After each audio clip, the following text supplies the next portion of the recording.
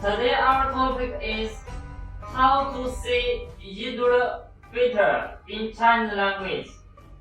用汉语怎么说开斋节 either better 开斋节开斋节开斋节 How to with the either better?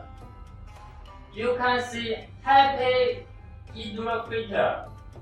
开斋节快乐，开斋节快乐。